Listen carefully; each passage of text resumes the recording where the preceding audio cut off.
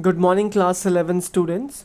This is the third part of the chapter We Are Not Afraid to Die If We Can All Be Together, written by Gordon Cook and Alan East.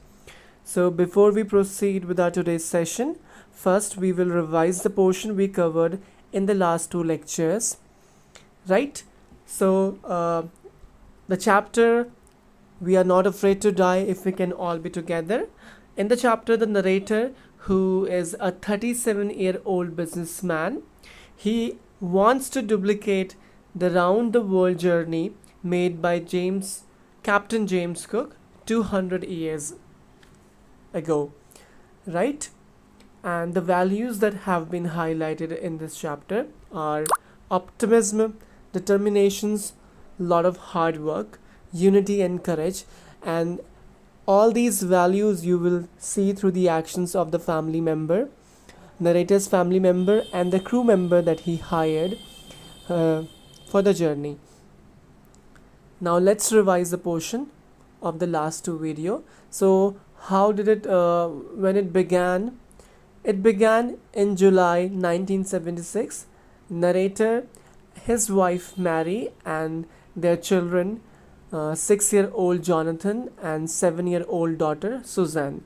They set sail from uh, Plymouth, England, Plymouth in England, and as I have already told you, they want to duplicate round the world, round the world journey, and it was once made by Captain James Cook. He had done it 200 years earlier, right? So they started, and the name of their ship is Wave Walker. It is a 23-meter, 30-ton wooden hulled, it's a wooden boat, right? So the first part of their planned journey, 3 year, it was 105,000 kilometers. The journey passed pleasantly, and then they sailed down the west coast of Africa to Cape Town, right? And at in Cape Town, they hired two crewmen. One is Larry Vigil, and the other one is Herb Siegler, a Swiss, right? Because they were about to reach Southern Indian Ocean, and Southern Indian Ocean, it is considered to be the roughest ocean. That is why they need more hands on deck. That's why they hired Larry Vigil and Herb Siegler, a Swiss. So on their second day, when they moved out of Cape Town, uh, they came across strong gales. Gales are wind, right? And it was which was blowing continuously for coming days, right? And the waves rose up to 15 meters, and on December 25, on December 25, they were like 3,500 kilometers east of Cape Town, right? And the weather was bad, but they enjoyed their Christmas. And as the New Year's Day is around the corner, but the weather did not change. The weather changed for the worse, right? And on January 2nd, they could actually see the waves were now gigantic. They were very huge, right? And they were sailing at 8 knots. So whenever you see that there is an approaching storm, right, impending danger, so you need to take a lot of precautions when you were sailing, right? So um, the narrator also took some precautions. What he did, they actually slow. They obviously, when the winds, when you face strong gales, you actually need to slow down the boat. So they slow down the boat by dropping the small sail, the storm jib. It is known as storm jib. It's JIB, right? Which is called small sail, right? This controls the speed of the ship during storm, understand? And then they fastened a rope in a loop across, right? And stern is called the back part of the ship. So they they fasten rope in a loop across the back part of the boat, right? So the stern is called the back part of the boat, stern, right? And after that, they tied everything. They attached lifelines, and they also put on waterproof clothes, because if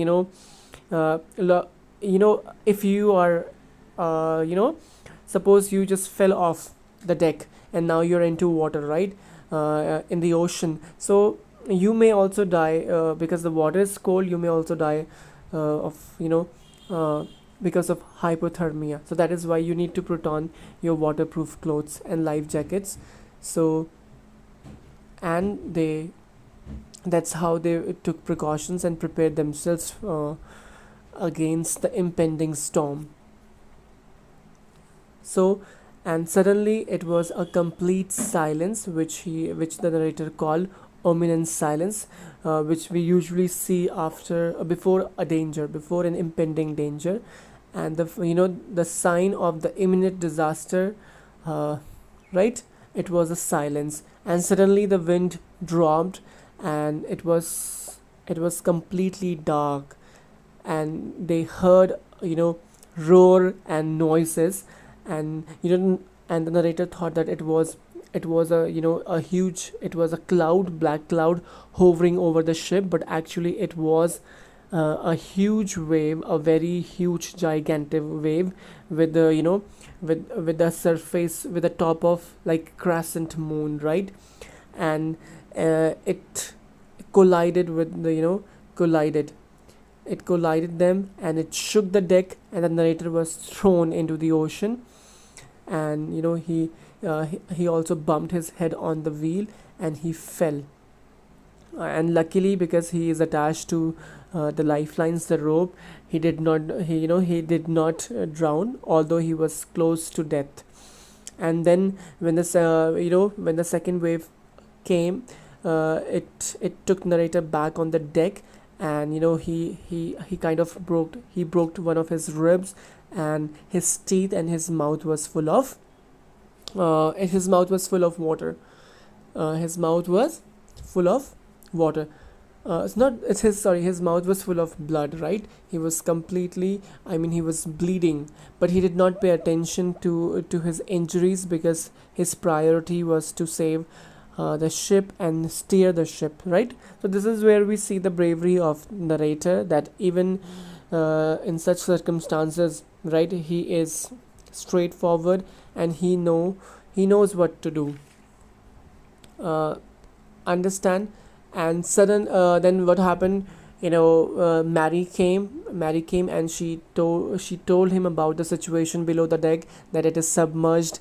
And the narrator, he asked his wife to take the charge of the wheel, and then he went below the deck to examine the situation. And the condition was very bad below the deck, because everything, it was submerged, and you could see the debris flowing in the water, right?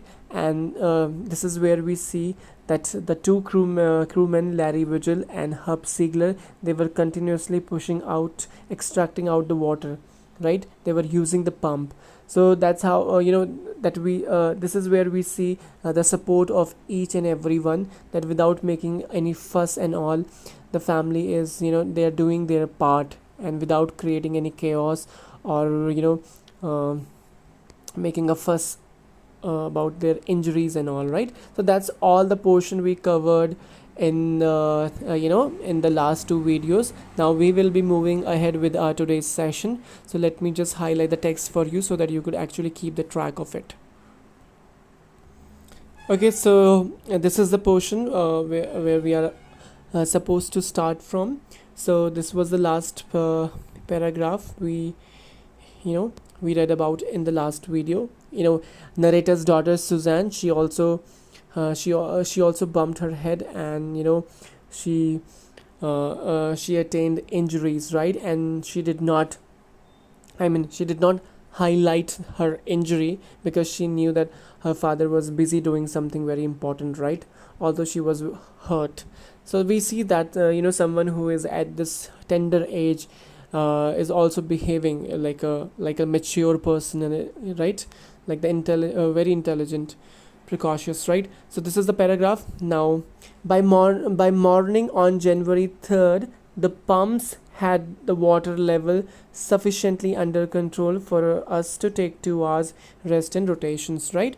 So rest and rotations means it means everybody has been given a time frame. I mean, they have divided the work, so they are working accordingly, understand? And on January 3rd, they were actually able to extract out a good amount of water, right?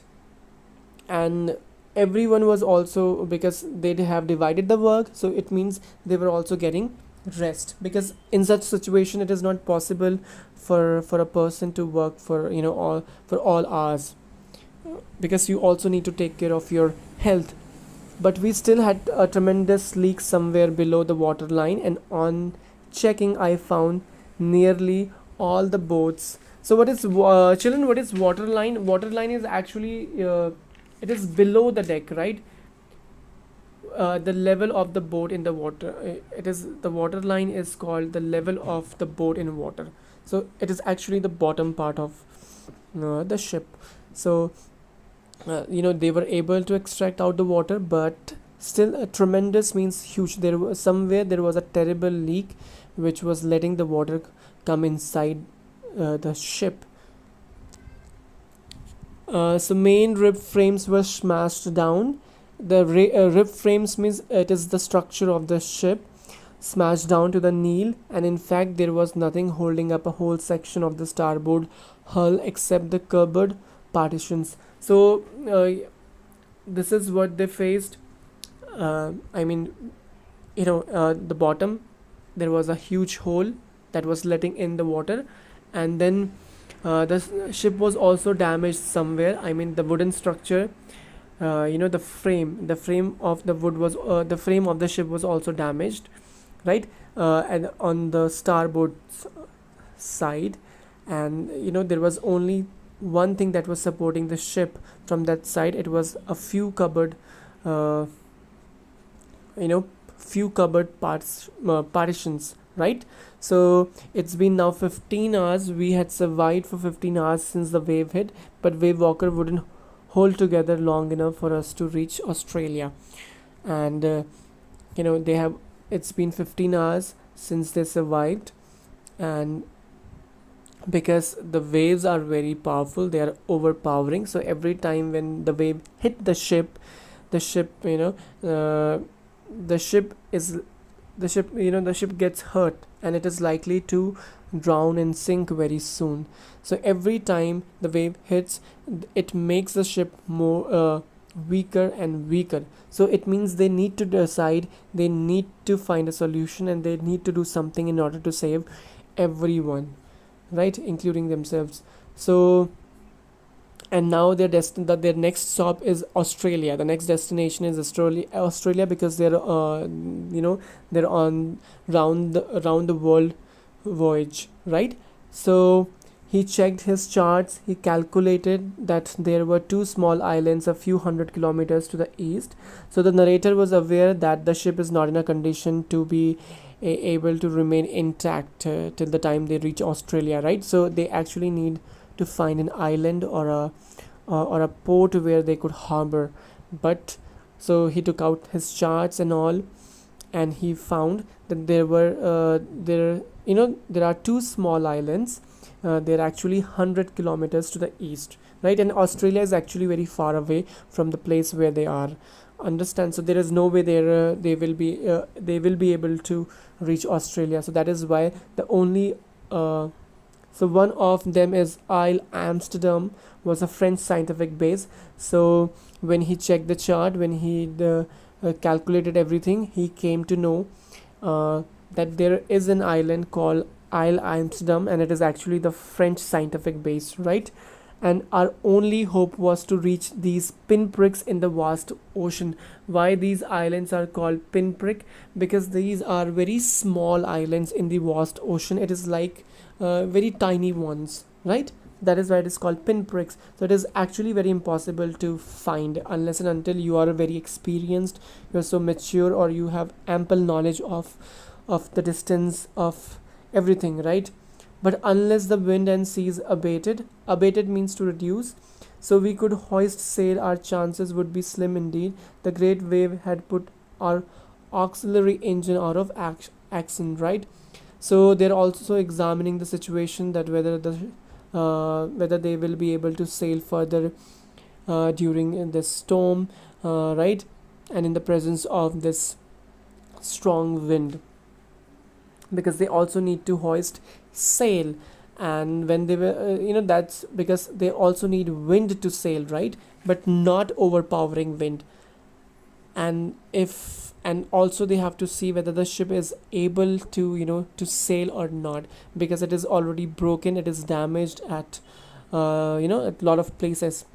On January 4, after 36 hours of continuous pumping, it reached the last few centimeters of water. Now we had only to keep pace with the water still coming in. We could not set any sail on the main mast.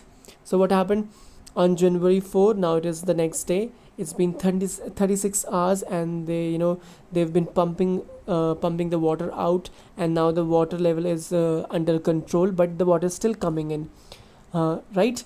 And the ship is not in a condition to sail on the main mast, right? So the pressure on the rigging would simply pull the damaged section of the hull part. So we hoisted the storm jib and headed for where I thought the two islands were. So like I have already mentioned, rigging is called the rope. The ship is already in a very bad condition, right? So obviously they cannot use the main mast to sail, because it will put pressure on the ropes, right? And when it will put pressure on the ropes will it will be tightened, and when it will be tightened, it may also pull off the damaged section of the ship. That is why he did not use the main mast. And then he used storm jib, right? And to prevent to prevent any further damage, right? And then they set sail for the two islands they expected to reach. Mary found some corned beef and cracker biscuits, and we ate our first meal in almost 2 days, right? So they have some packed food, they have corned beef, and they have biscuits. So the family and the crew members, they ate after 2 days, right? And yes, we can say they are supporting, they are helping each other. These are very unfavorable circumstances. They have less food, right? They are having to work all day, but nobody is complaining or blaming anyone, right? So now we can actually see the values, right? We discussed about in the beginning of today's session, that we see the optimism. We can see the optimism in them, right? We can see this, that they are actually very supportive. Understand, every one of them. But our respite means a temporary relief. Our respite was short-lived. At 4 p.m., black clouds began building up behind us. Within the hour, the wind was back to 40 knots, and the sea were getting higher. See, it is always said the misfortune never comes alone, right? So we see here that their respite, it was very short. The relief was short-lived, because at 4 p.m. on 3rd January, the black clouds, they were hovering over the ship, and the wind was strong again. It was blowing at the speed of 40 knots, and the waves were also getting huge. The weather continued to deteriorate means to be in a bad condition, right? Throughout the night. By dawn on January 5, our situation was again desperate. So that their situation became bad again. Desperate means everybody was making frantic effort to save themselves, right? So when I went to comfort the children, John asked, "Daddy, are we going to die?" I tried to assure him that we could make it. "But Daddy," he went on, "we are not afraid of dying if we can all be together. You and Mummy, Sue and I." So children, now I think you can now actually figure out that why the chapter is named "We Are Not Afraid to Die If We Can All Be Together," right? Because this is Jonathan's statement. He is such a small boy, right? Can you imagine how small he is? Jonathan is hardly 6 year old, and he said something very uh, very positive and during these circumstances, and it is to support his father, right? So this actually gave a lot of courage to his father when he said that we are not afraid to die if we can all be together. So in situation like this, sometimes we just need support of we need support, we need positivism, and I think the family has enough positivism, so we can actually conclude or come to this conclusion: the family will survive. Because when you are supporting, when there is a harmony, then you are always able to achieve your goal. I could find no words with which to respond, but I left the children's cabin determined to find the sea with everything I had. And this gave a lot of courage. He mustered on up his courage, and he left the children's cabin in order to protect the ship. And to protect the weakened starboard side, I decided to heave to pay attention, with the undamaged port hull facing the oncoming waves, using an improvised sea anchor of heavy nylon rope and 222-liter of plastic barrels of paraffin. So he used all this thing to protect the ship of the damaged section of the ship, right? So he managed to safeguard the ship, the damaged section of the ship, with these with uh, with the sea anchor of heavy nylon rope and 22-liter plastic barrels of paraffin. uh, Improvised means, children, it means when when you try to make or do something or to manage without any preparation, right? So it is called improvised. So that evening, Mary and I sat together holding hands as the motion of the ship brought more and more water in through the broken planks. We both felt the end was near, but still, they tried to cover up and they tried to, improvise the damage. But what happened? The water was still coming in, and the ship is not intact anymore. It was kind of sinking, right? And Mary and the narrator, they were aware that the end was near. But Wave Walker rode out the storm by the morning of January 6th. The wind easing, I tried to get a reading on this uh, sextant. It is actually the instrument. Back in the chart room, I worked on the wind speeds. So the next day, luckily, the situation was at the situation was very difficult. The situation was very difficult on 5 January, but on 6 January, fortunately, the storm abated, and the wave walker also managed to come out of the ship. Understand? So the narrator was it was actually a good sign. So the narrator went to his chart room, and then he worked on the wind speeds to find out whether their distance, their course, and how far those pinprick islands were. So that's all for today's session, children. We will be discussing the remaining part of the chapter in the next video. So please do watch the video from the beginning to the end, and in case you have any questions, you can ask, right? Thank you so much, everyone. Have a nice day.